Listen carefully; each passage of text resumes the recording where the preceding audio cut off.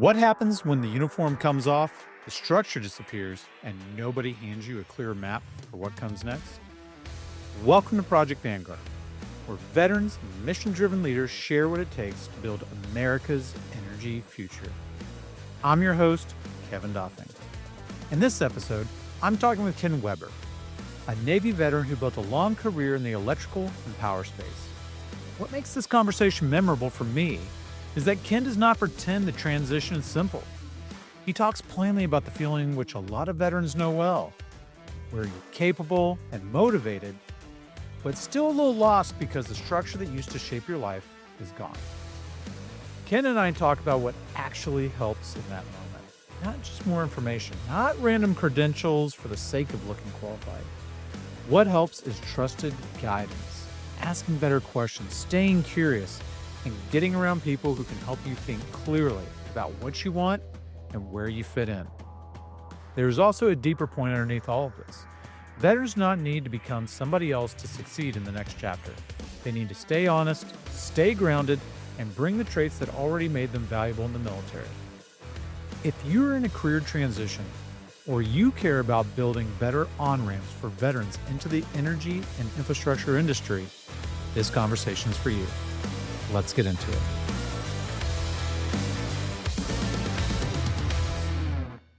Ken, thanks for joining me today, man. I appreciate it, Kevin. Thanks for the invite. Absolutely, brother.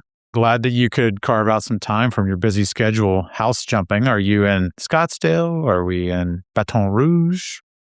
So I am in Baton Rouge today. I'm waiting for my tickets for the 16th hole to show up at the Walgreens up the street so I can get those, and I'm flying to Scottsdale tomorrow for the tournament over the weekend. So I'll be hanging at the Waste Management in some 75-degree weather, playing some golf and enjoying watching golf. Thoughts and prayers. I hope that you make it. This is the nail-biting time. Yeah, it's a struggle. Yeah, the struggle is real. There you go. That's it, man. So catch us up. What would you say you do with W Industries now? So my job title is Director of Business Development for Power Solutions. So think of everything electrical that helps generate power to the grid. If it's solar, battery, SMR, working directly with the utilities, with the co-ops that are in ERCOT or in the Southeast, working directly with Entergy, some Duke Energy, those type of folks, right? So at the end of the day, it's a pretty broad, my struggle is trying not to boil the ocean and focusing it down to smaller pieces. But if I say, what do I sell for W? For the most part, it's balance of system, electrical, and SCADA control systems is typically what we sell. Got it. Love the company, man. They were a longtime customer of my old oil and gas company when we were outfitting their guys. So, yep, it's a great company just down the road. It's a pretty close-knit group. It's a company that is scaling pretty quick or pretty big, but it still has that family value. Everyone kind of still knows each other. So, I like working for those type of companies, and it's nice to find a fit that works for you. Yeah. Nah. Mike's a great guy over there, so big shout out to Mike Dame. Former college roommate of mine, fighting Texas Aggie. They've just done a really great job in finding ways to expand outside of oil and gas into power gen and things like that. Like I remember me and Mike having lunch a few years ago. It's like this energy transition thing sounds interesting, but what could we really do? And it's like, dude, it's just infrastructure. I know everybody's jazzed about climate and this and that. It's just power generation. It's energy and infrastructure. It's the same old stuff, just different supply source power plant. Yeah, for me, I'm a simple country boy, right, from Louisiana. So I narrow it down pretty close to, it doesn't matter where the source is coming from. The one line is pretty much the same going out to the grid. So, it's going to be a switchgear, it's going to be a transformer, it's going to be a building. We kind of do all of those things. We fabricate our own buildings. In Houston, it's a great company to work for. The space that I'm attacking now is pretty large. So we have a few folks that are helping me out, kind of drive that and making sure that we're focused where we can provide the most value to our customers. I could sell a lot of things, but I prefer to sell things more than once. So at the end of the day, it's, providing value to the customers, finding solutions and working together to ultimately put power to the grid in the most efficient, reliable, from a money perspective, most cost effective. Well, that's what I've always loved about business. Like if you do a good enough job, you get more business. You do a bad enough job, you get fired. The opposite in the nonprofit world where how good are you telling the story of what you do? And some people are too good at that for not doing much. And some people are really bad at it for as many amazing things as they do. But in business, it's nice where you can build a relationship, deliver value, and that's what drives, a lot of your sales. I always say it's pretty easy to sell the first time to a customer. Mm-hmm. It's much more difficult if you're trying to sell another one and you didn't do very well on the last project. Yeah. Tell our field guys, I'm like, at this point, operational excellence is what we're selling on. I can take people golfing and buy them steaks, but if like you suck or people keep getting hurt, no amount of tea times or steak dinners are going to wash that over. No, it does not. Most of my background has been in the operations side of the business. So with a hit here and there of sales, I kind of take that mentality of I know how to build things and I know what good looks like. And, I told a customer just 3 weeks ago that I would love to bid the project. I just don't think I can provide them the max value. And we couldn't dedicate the amount of time to make that project successful. I think when you're in the sales space, it's very hard for salespeople to do that consistently and say, you know what, I'm not chasing the money. I want to do what's right. And, you spend a lot of time out in business and building relationships and someone that is going to value what you say. And, as they say, right, you can do a lot of good things and one-off shit and you're in trouble. It's very difficult to make that up. That was the Warren Buffett thing. It takes decades to build a reputation and 15 seconds to ruin it. But I mean, it's the classic sales thing, right? Under promise, over deliver. Mm-hmm. Your happiness is the delta between reality and expectations. I love low expectations. It's a hard bar to trip over. Yeah, there's not many customers that have low expectations. No, they don't. But you don't need to make them artificially high just to sound good. That's correct. Yes. Sure, we can do that for you by Wednesday. I think the first time you and I met was one of those energy storage conferences, at that little Hilton or whatever it was in Austin. Maybe it was an ACP one. It was. No, it was a battery storage, the small one that's there every year. Yeah. Yeah, that was the first time you and I met. It's probably about 6 years ago now, maybe a little bit longer than that. Yeah. I remember you being very standoffish, competition? What are we doing here? What are you trying to get out of this? Well, I think that's, for the most part, I use the old adage that, there's one mouth, 2 ears. Keep them in the ratio correct and you'll be okay. I do love the talk. So everyone who knows me goes, you definitely don't really do that. I'm like, well, when I'm in a situation trying to gather information, I talk less and listen more. Mm-hmm. And I think that's something that is valuable in folks that are getting into the business. At the end of the day, right, is trying to get you and I and kind of having that focus of trying to get a lot of military folks that are leaving the service today, right, and transitioning into the, civilian life, as we call it, right, the other piece, and just trying to understand where's my place. And, I think one good thing that I was told years and years ago is just listen more, especially when you're trying to sell. Just listen to your customer. They will tell you what they need. They'll tell you what's valuable, what provides value and what doesn't, and just listen and do that. At the end of the day, you'll be successful. Yeah.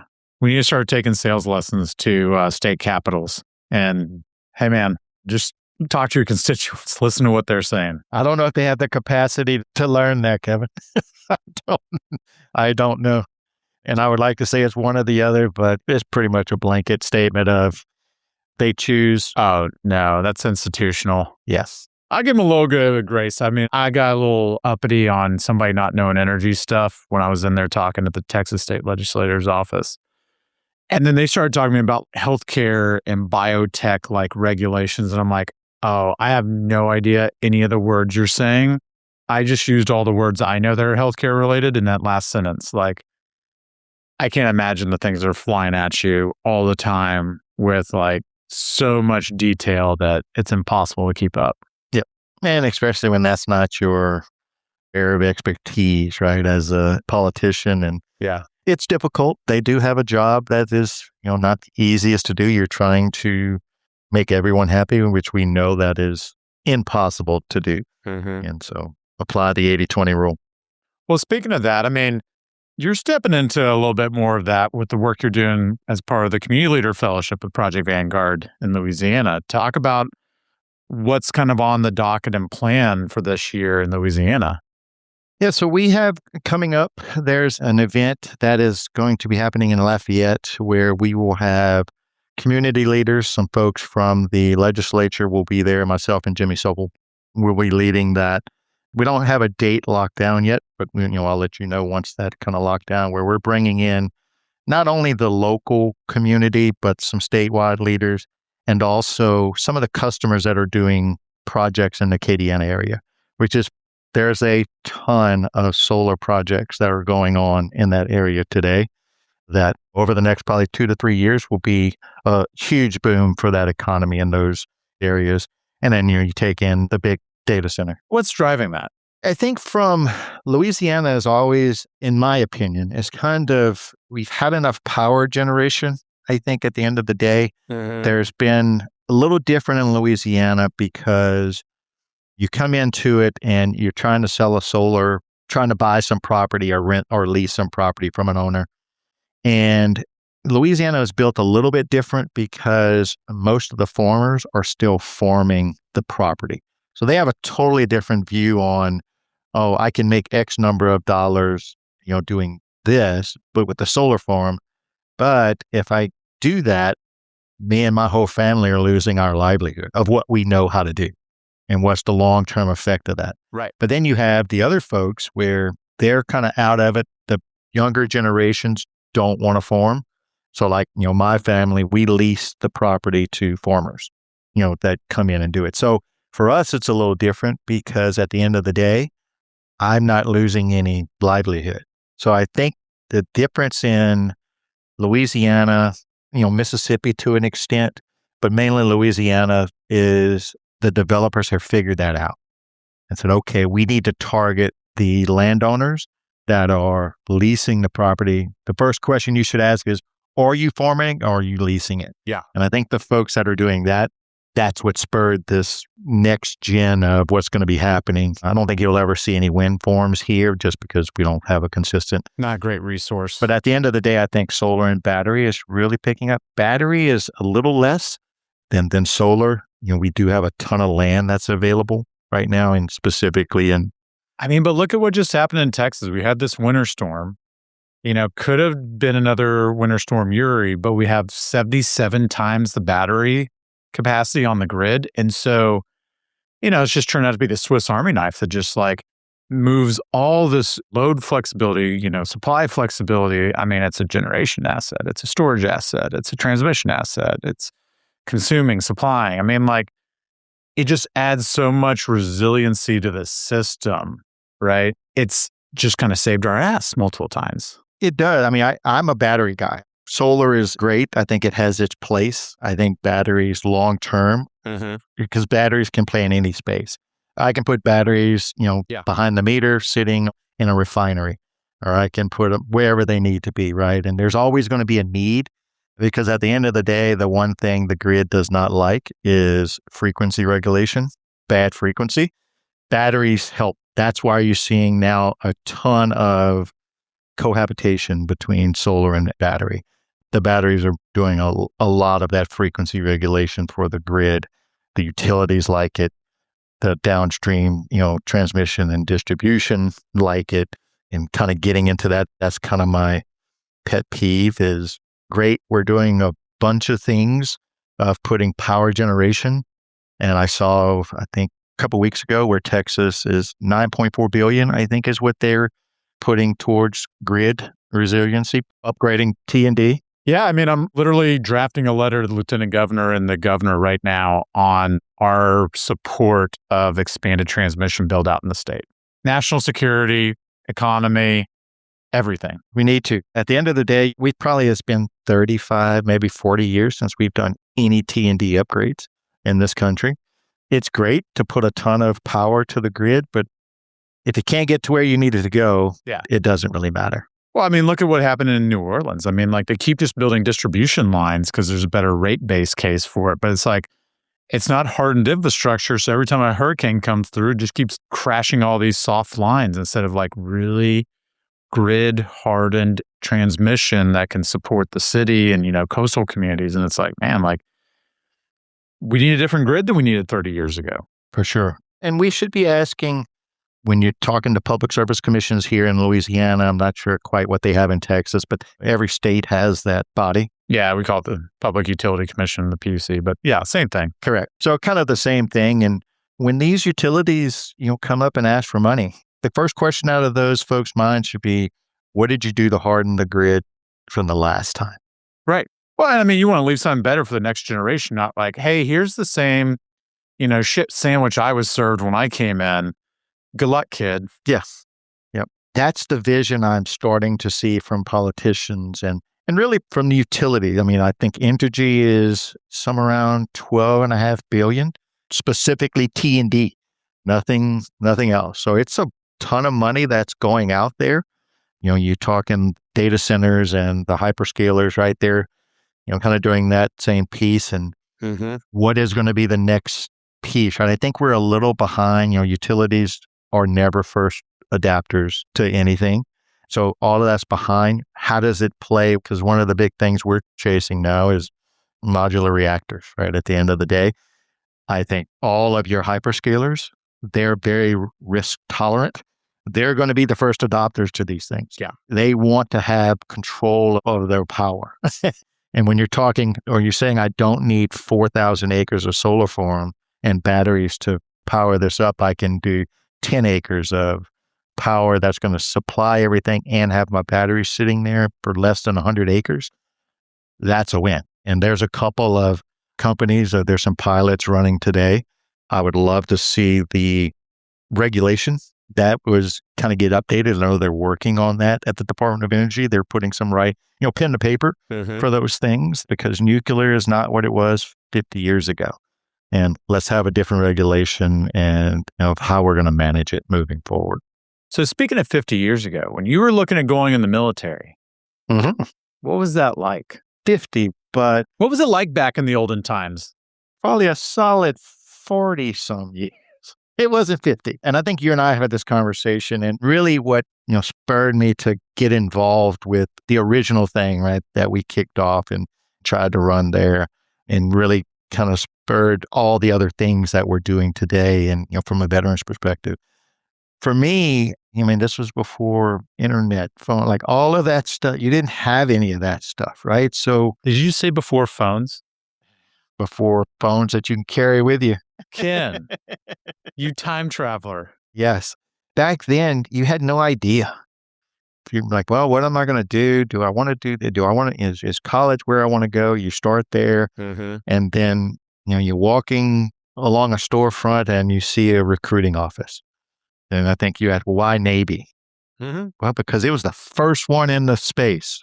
Just the low information decision-making that completely alters your thinking and universe always astounds me with veterans. Like, oh, I was going to be in the Air Force, but they were closed for lunch, so I became a Marine. It's like, those are very different things. Yes. Yeah, and it was, and I'm like, well, I probably would think, because the next one was the Air Force. So it would have been one of those two. I don't even know if in that area I don't know if it had an Army recruiting in that same storefront, but I think it was Navy, National Guard, and Air Force were the three that were there. Because, in Belle Chase, there's a huge Navy base there, and then that's kind of where everyone does their work. But anyway, make that decision, end up in Great Lakes, then end up in San Diego, California for quite a few years. And sounds horrible. It was rough. But the good thing is I didn't do a ton of Westpacks. I did a couple. But, my ship was in dry dock for 18 months. So I was a fire watch. That was my work for about 18 months.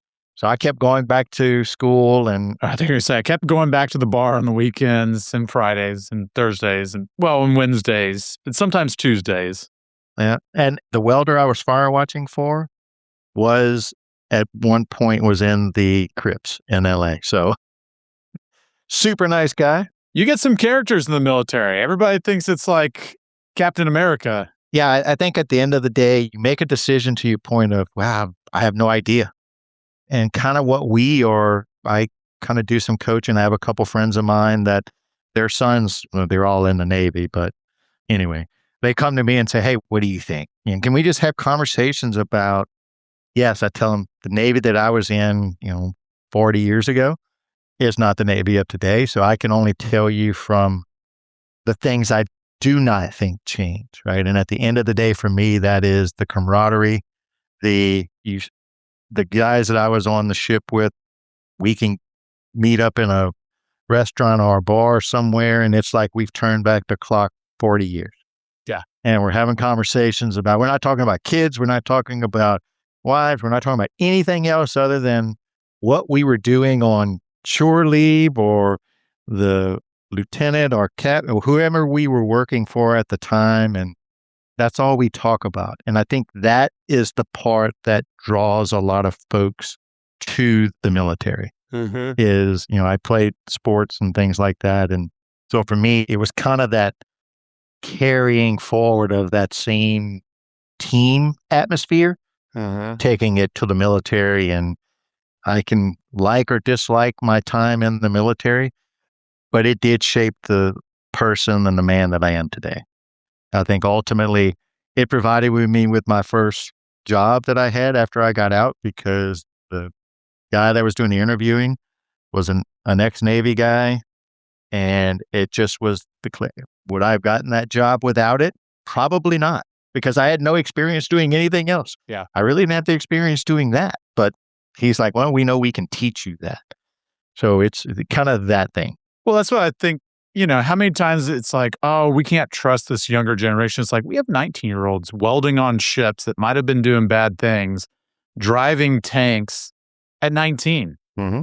I've seen kids in their mid-20s are like, I just don't know if I can be trusted, be off my parents' health insurance. And it's like, buddy, we got some things to teach you. Yeah. And I mean, it's just such a great mobility tool. And I had a former gangbanger in my unit. Great kid. Mm-hmm. Like, you get them out of that environment, you put them into the structure of the military, and it's just a huge opportunity for upward mobility.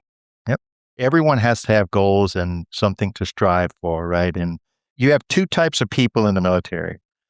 I'm punching a ticket and I'm getting to 4 years or 3 years, whatever it is, and I'm done because I need the money to go to college. Mm-hmm. Or you have the other guys that are most likely never getting out. Right. And I have 3 or 4 buddies that retired from the Navy. And I always say my biggest regret coming out of the Navy is not staying in the reserves. Really? And taking that through, because you really don't, as a 23 years old, 24 years old, you have no idea what you want to do in life. And if you don't have a good experience at that last period of time where you're in, you leave out of there with anger. And it drove a decision for me that ultimately it was not a very good decision. What was that? That I didn't stay in the reserves. Oh, okay. I thought you just took a bad job, to get away from it. No. Yeah, it was just, the job and everything was good. But I think ultimately I could have maintained, because, and I'm sure you're the same way. I can put in my mind right now and still see everything on that ship. Now it's at the bottom of the ocean right now. It's a coral reef, but I can still see everything on that ship like it was yesterday. I could be put back on there tomorrow, and I think I could still do the work that we were doing. What do you mean the ship is a coral reef? Go back to this for a second. So I was on the USS Jewett. So it's decommissioned and it's at the bottom of the ocean. I thought they recycled those things. I mean, that's a ton of steel. It's been recycled a long time. It's off the coast of Hawaii is where I believe it is. We do missile testing out there, and it was part of the testing. Oh, man. I was about to say, this sounds like a great dive to go on for scuba. Yeah, I'm sure it will be. Interesting. Well, so as we talk about that, what was it like when you're coming out? You had this more seasoned Navy vet helping you out. What was your transition out like? So I think the first piece is you had no idea what you were doing. So I was electronics electrical, electronics, and nuke weapons type things. Mm-hmm. I had no idea how that translated into the world. Didn't know what that looked like for me getting out. So luckily, I had an uncle. He was an MEP guy, mechanical, electrical, plumbing guy. And he said, hey, why don't you come learn this electrical space? And then ended up going back to school. And it's been electrical for me for really 6 months after I got out of the Navy. That's kind of what it was. And then I went to work for Air Products and Chemicals. And in 94, I think, somewhere around there. And kind of doing the same thing there, kind of an instrument electrical tech. And that's kind of formed everything for the next 40, 35 years for me. Everything has kind of been around electrical, leadership, just operation sides of the business. So for getting out for me, because back then it was very hard to have a network. There was no network other than the people that you knew, right? So for me, it was my family, which I had a pretty large family. They were the network. And so reaching out and finding, and it was construction work, right? Because at that point I hadn't gone back to school or anything. So it was not that anything's wrong with construction work, but that's what those folks were doing. And ultimately, like I said, it shaped the next 35 years of my career after that. So it wasn't difficult coming out. Mm-hmm. It was a little different, and kind of fast forward that a little bit. I think one of the things that I learned in the military, it's all about you follow, then you got, the orders, right? Everything is always coming from somewhere. And it's a lot of you do it my way or no way, right? From the military. Right. And I think when I became what I feel as the best version of a leader is when I realized that finding motivations for people is where leadership really starts, right? And what motivates one person may not motivate the other. And in the military, it was more of motivation of fear or something may happen, right? So Get it done because I said so. correct. And that may work on, I had a bunch of military guys working for me. That's easy to lead those folks because they're also leading themselves. Yeah. But as you get old and being, a leader and transitioning out and understanding that different folks require different motivational structure, what that may look like. And I think that's when, for me, I feel I was able to take the things I learned in the military, the ability to adapt to whatever situation I'm in, and take that and move it towards leader, right? For me, I think leaders are born. You don't make them. You can make them better if they're willing to learn because they have that inside of them. But it's hard to make a leader out of someone if they don't have that from the beginning, in my opinion. But you can hone those skills, right? By figuring out things as you go, take the bad things, learn from them, and improve that. And that's where I think from motivation, understanding that some of the newer generations, it's not what motivates them. It's, in finding that. So I think that transition was okay. And just, I think the most difficult part that everyone that I've talked to deals with coming out of the military is more around, I feel a little lost. Yeah. No. Well, I mean, that's the whole point of Project Vanguard. Because you don't have that structure sitting there all the time. And what do I do next? I don't know where to go. Yes. I don't know where to go. What's my career path? Where do I go? What's the school I go to so I'm qualified to get this job? Like, I think a lot of people end up taking like PMP courses because they're like, oh, here's a certificate that gets me qualified to do the next thing. And it's like, who told you that? Well, I mean, isn't that true? No, not necessarily. I mean, there are jobs where you are required to have a PMP, but if you're not going out for that specific role, no, you can just spend your time networking, getting more comfortable with who you are, what you want, and being confident in what you bring and what you want to learn. And then that often has a bigger correlation to a great career outcome. As we kind of wrap up here, Ken, what is your advice for vets that are getting out right now? Like, how can they use Project Vanguard? What can they take from your story that, they don't need to make the same mistakes, or how do they take advantage of new things in the market? So I think the folks that are getting out now, it's a totally different world for everyone today, right? The amount of information that is out there, it's limitless. And so I think it's kind of boiling the ocean that we were talking earlier, right? As a sales guy and trying to understand, you could get lost in it. And I think from a Project Vanguard or, other veteran groups, for me, it's all about networking with those folks and kind of, you did it for me in some things, right? Where we were having a conversation and it's the guidance of, well, why do you want to do that? Right. I think the good thing for everyone coming out, it's ask why as many times as you can. If you're not asking why 10 times a day, you're just not looking to be better. Well, just be curious. That's the thing I always preach is like, just be humble. Yes. And be curious. Yep. So I think Project Vanguard and, these fellowships that we're doing and these happy hours and all of these things together, I think when you look at it holistically from a person that's coming out, it's just having trusted guidance. Doesn't matter when the person got out of the military, the story changes. Now it's just a lot of data out there that you can find. Yeah. But having that trusted guidance, because you and I have talked about and a few others I was just at Power Gym 2 weeks ago and never talked to this person ever before. We had an hour and a half conversation and it was purely military because that's the glue that will always hold us, right? We can sit down and have a conversation, veteran to veteran, that there's a lot of civilians that have never been in the military don't understand. They just don't get what that brotherhood of, being in there really meant to everyone. And it doesn't matter if you were in there for 3 years, 5 years, 10 years, 20 years. It ultimately doesn't matter because it's going to shape you.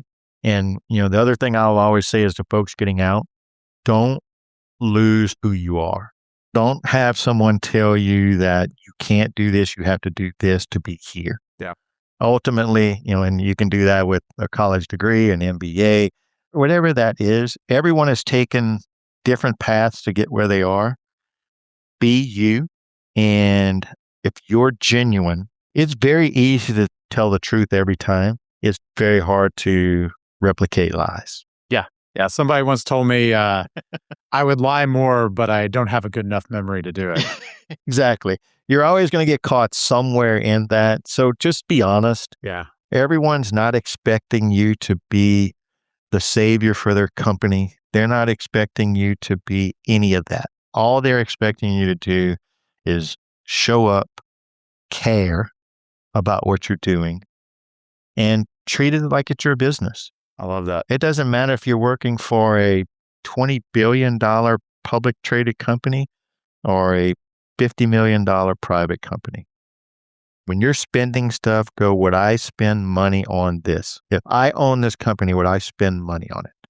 Yeah. And I think if you do those things at the end of the day, you're going to be successful. And I think that's why there's so many military veterans that are successful. It's because they have those traits. They care. They're natural born leaders, for the most part. And, you kind of get those two things, the rest, everyone has the ability to learn. It would be a cruel world if that wasn't what we were able to do.